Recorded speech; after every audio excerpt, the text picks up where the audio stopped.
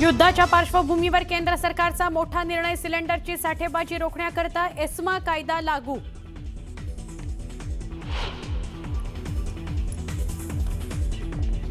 Trump यांच्याकडून युद्ध थांबवण्याचे संकेत, कच्च्या तेलाच्या किमतीत मोठी घसरण, तेलाचे दर $92 पर्यंत घसरले.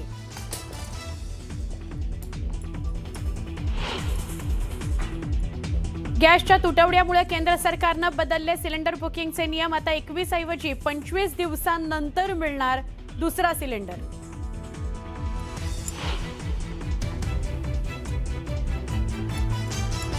युद्धाची झळ हॉटेल व्यावसायिकांना. व्यावसायिक सिलेंडरच्या तुटवड्यामुळे बंगळुरूतील हॉटेल्स बंद, तर मुंबईतल्या हॉटेलबाबत आहार संघटनांची आज बैठक.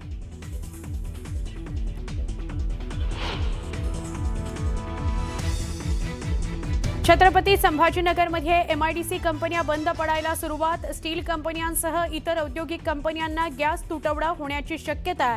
उद्या कारखाने बंद पडण्याची शक्यता.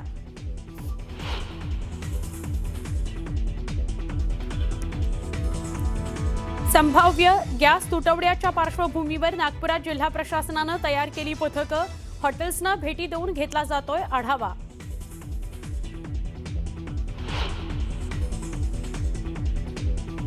नागपुरामध्ये ओटीपी शिवाय गॅस मिळणार नाही. एलपीजी गॅस सिलेंडरचा काळा बाजार रोखण्याकरता ग्राहकांना मोबाईलवर ओटीपी आवश्यक. युद्धामुळे गोदामाबाहेर लागली नोटीस. इराणशी सुरू असलेल्या युद्धादरम्यान ट्रम्पनी केली रशियाचे अध्यक्ष व्लादिमीर पुतीन यांच्याशी चर्चा. लवकरच युद्ध थांबेल, ट्रम्प यांचा विश्वास.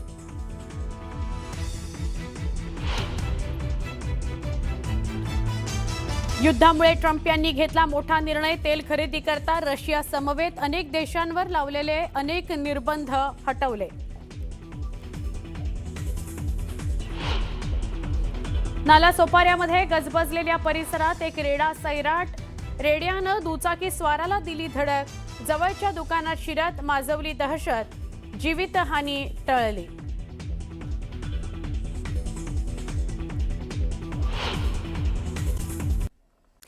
आंदोलन केलं नसतं तर कर्जमाफी झाली नसती, हे सत्य आहे, अशी प्रतिक्रिया बच्चू कडू यांनी दिली आहे. तसंच नियमित कर्ज भरण्याकरता सरकारनं ₹1.5 लाख प्रोत्साहन निधी दिला पाहिजे, असं मत बच्चू कडूंनी व्यक्त केलं. हे माझं एकट्याचं श्रेय नाही, तर सगळे शेतकरी नेते, सगळ्या शेतकऱ्यांचं, कार्यकर्त्यांचं श्रेय आहे, असं ते म्हणाले. मेघाडीतील आदिवासींच्या समस्यांना वाचा फोडण्याकरता बच्चू कडू यांनी तब्बल 250 किलोमीटरची संघर्ष यात्रा केली. काल या यात्रेत राज्याचे मंत्री उदय सामंत आणि प्रकाश आंबेडकर, जे आरोग्यमंत्री आहेत, या दोघांनी भेट दिली आणि त्यानंतर बच्चू कडू यांनी हे आंदोलन मागे घेतलं. त्यानंतर बच्चू कडूंनी ही प्रतिक्रिया दिलेली आहे. मला असं वाटतं का कदाचित ही जर आंदोलन केली नसतं तर हे तेवढं सत्य पण आहे.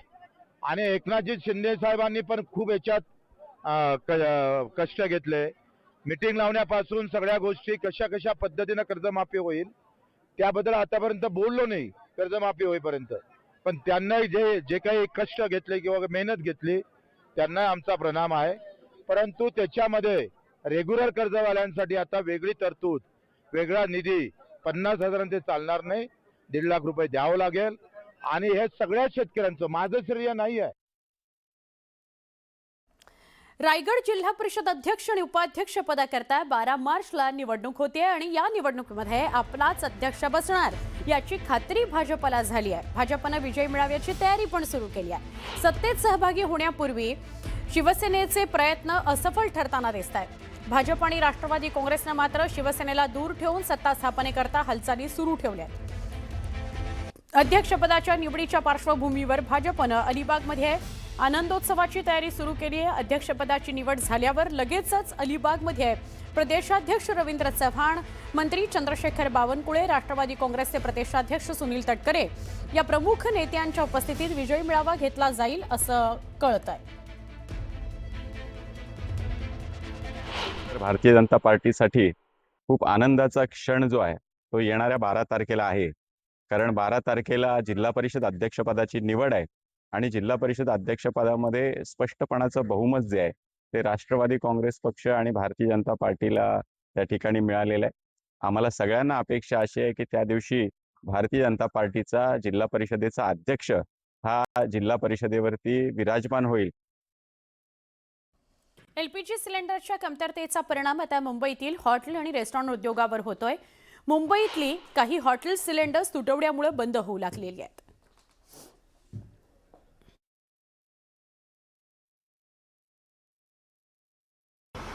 इस्रायल, इराण आणि अमेरिका या देशांमध्ये युद्ध भडकलेलं आहे. आखाती देशांमध्येच युद्ध भडकल्यानं त्याचा थेट परिणाम हा मुंबईवर होतोय किंवा भारतावर होतोय. ते कसं?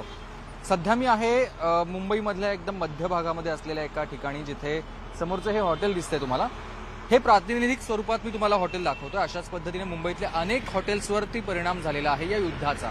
कारण जे व्यावसायिक गॅस आहेत, एलपीजी गॅस आहेत, त्यांचा पुरवठा आता पूर्णपणे होत नाहीये किंवा त्याची हळूहळू परिणाम जाणवायला लागले त्या हॉटेल व्यावसायिकांना. कारण आता एलपीजी गॅसचा पुरवठा पूर्ण होत नसल्यामुळेच किंवा जास्त प्रमाणात येत नसल्यामुळे या हॉटेल चालकांना हॉटेल बंद ठेवावे लागण्याची शक्यता आहे. आतापर्यंत 10 ते 20% परिणाम जाणवू लागलाय. पुढच्या 4 ते 5 दिवसात 100% परिणाम याचा जाणवेल असं हॉटेल संघटनांचं म्हणणं आहे. आणि म्हणून त्यांनी तशी केंद्र सरकार, राज्य सरकारकडे दाद देखील मागितली आहे की यावर काहीतरी तोडगा काढावा. तर दुसऱ्या बाजूला एलपीजीचा पुरवठा देखील सुरळीत करण्यासाठी जे जे काही करता येईल ते करावं असं त्यांचं म्हणणं आहे. आणखी एक महत्त्वाचा मुद्दा असा आहे की काही हॉटेल चालकांनी निर्णय असा घेतलाय की आता पदार्थांमध्ये घट करायची, म्हणजे सगळेच पदार्थ बनवण्यासाठी गॅसचा अतिरिक्त पुरवठा करावा लागेल किंवा वापर करावा लागेल. गॅसच तेवढा पुरवठा होत नसल्यामुळे पदार्थांमध्ये कमतरता आणण्याचा देखील किंवा कमी करण्याचा निर्णय काही हॉटेल चालकांनी घेतलेला आहे. आणि यावर आता त्यामुळे लवकरात लवकर जर तोडगा निघाला नाही तर मुंबईतले किंवा या देशातले हॉटेल्स पुढच्या काही दिवसात कदाचित पूर्णपणे बंद करावे लागतील. व्हिडिओ जर्नलिस्ट सुधीर जाधव यांच्यासह सुमित सावंत, न्यूज 18 मराठी, मुंबई. आखाती युद्धामुळे देशातल्या अनेकच भागात सिलेंडर टंचाई जाणवायला लागलेली आहे. सरकारनं सुद्धा सावधगिरीचा उपाय म्हणून सिलेंडर बुकिंगचे नियम बदलले आहेत. यामुळे ग्राहकांमध्ये थोडं चिंतेचं, थोडं भीतीचं वातावरण आहे. यासाठीच देशभरातील ग्राहकांना HPCL कंपनीकडून मेसेज पाठवण्यात येत आहेत. हिंदुस्तान पेट्रोलियम कंपनीकडून देशात इंधनाचा तुटवडा नसल्याचे मेसेज पाठवण्यात येत आहेत. देशभरात गॅस आणि इंधनाचा भरपूर साठा उपलब्ध आहे अशी माहिती कंपन्यांकडून मेसेजद्वारे दिली जाते आहे. कोल्हापुरामध्ये घरगुती गॅस करता रांगा लागल्याचं चित्र आहे. राजारामपुरीतल्या एजन्सीवर सिलेंडर्ससाठी मोठ्या रांगा लागल्या. सिलेंडर मिळत नसल्यानं हैराण झालेल्या ग्राहकांचे कर्मचाऱ्यांसोबतही वाद होताना बघायला मिळत आहेत. ही कोल्हापुरातली दृश्य आहेत. कोल्हापुरामध्ये कशा गॅसचा नंबर लावण्याकरता किंवा गॅस मिळवण्याकरता रांगा लागलेल्या आहेत ते आपल्याला बघायला मिळते आणि थोडे वादही होत आहेत गॅस मिळवण्याकरता, LPG मिळवण्याकरता. आमचे प्रतिनिधी ज्ञानेश्वर साळोखे यांना विचारूया. ज्ञानेश्वर, थोडंसं जरी मार्केटमध्ये काही LPG संदर्भातलं वातावरण दिसलं की त्याचा परिणाम लगेच स्थानिक पातळीवर सुद्धा होतो. आता सगळे ग्राहक रांगा लावताना आपण बघतो आहोत. काय अधिक माहिती?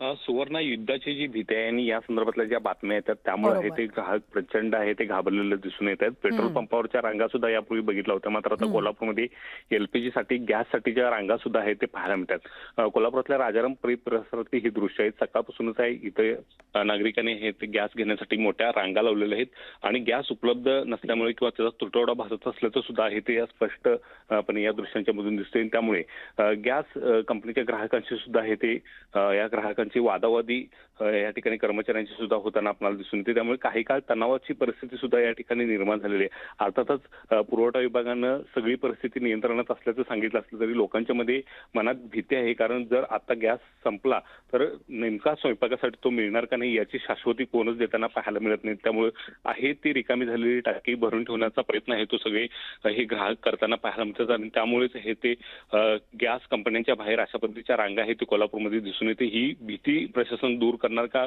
किंवा गॅसची उपलब्धता करून देणार का हे अद्याप प्रशासनानं स्पष्ट केलेलं नाही आणि त्यामुळे ही अफवा वाढतानाच आपल्याला पाहायला मिळतात. आणि ज्या पद्धतीने पेट्रोलच्या रांगा लागल्या होत्या तशाच पद्धतीच्या आता गॅसच्या रांगा सुद्धा आहे ते लागताना पाहायला मिळते. अर्थातच आहे ते गॅस उपलब्ध करून देण्याचे प्रयत्न आता प्रशासनाकडून केले जाणार का हे सुद्धा पाहणं महत्वाचं असणार आहे. नक्की नक्की ज्ञानेश्वर, धन्यवाद आपण माहिती दिली त्याबद्दल.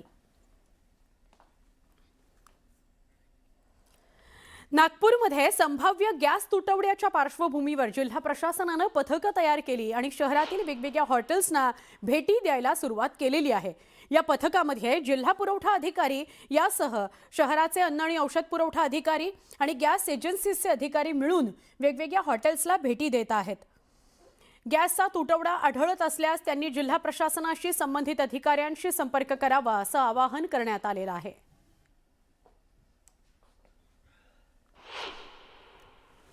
विष्णू की रसोई नागपूर शहरामध्ये विष्णू की रसोई इथे आज भेट देण्यात आली आणि त्यांच्या मॅनेजरसोबत आणि मालकांसोबत ओनरसोबत इथे विचारणा करण्यात आली असता त्यांनी आम्हाला सरळ सांगितलं की कुठल्याही पद्धतीचा कमर्शियल सिलेंडरचा तुटवडा आम्हाला भासलेला नाही. जेवढीही आमची मागणी आहे तेवढी आम्हाला वेळेत मिळत आहे. त्याच्यामुळे कुठल्याही व्यावसायिकाला जर अडचण होत असेल तर तुरंत आम्हाला त्यांनी संपर्क करावा.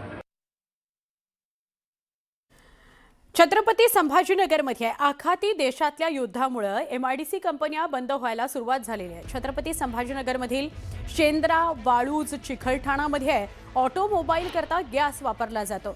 250 ते 300 मेट्रिक टन गॅस लागतो. स्टील कंपनीला देखील मोठा गॅस लागतो.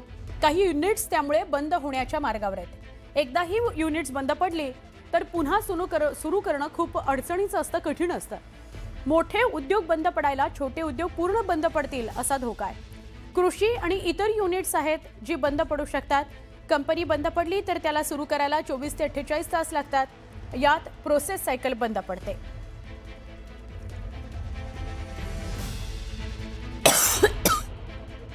उनको भी LNG का इफेक्ट दिख रहा है.